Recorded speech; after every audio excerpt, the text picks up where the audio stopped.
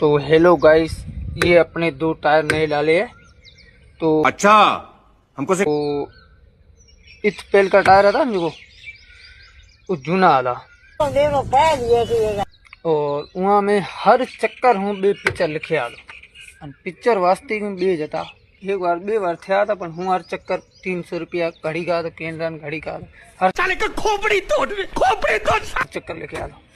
तो सेठिए ॾिठो हर चक्कर 10,000 रुपया को महीना महीना टायर पिक्चर होती और खर्चो बिना फटाफट आउं ले हाथ खाली करी नमानिया माल भरनो को फटाफट आउं ले आपने टायर लगवाना है बे हर चक्कर पिक्चर थे पैसा है घना रहना मैं यार रोले आवला आज सेठियो बैक साइड टूक में बे पिक्चर है, पर मैं दिमाग लगाए राजस्थानी आदमी है तो जो पिक्चर वाला 100 रुपया बीते कारें घने सारे लेते बे लाए फेविकॉल पूरे टूक में दबे कारें 50-60 कारें दबे।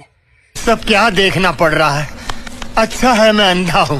गयो सेट टायर खोन एला बहु पिक्चर तमे यार हैरान थे मैं यार बात थोड़ो तमे सेठ जी हमारे तो पत्थर रगड़ी की पत्थर ये टायर तुम्हारा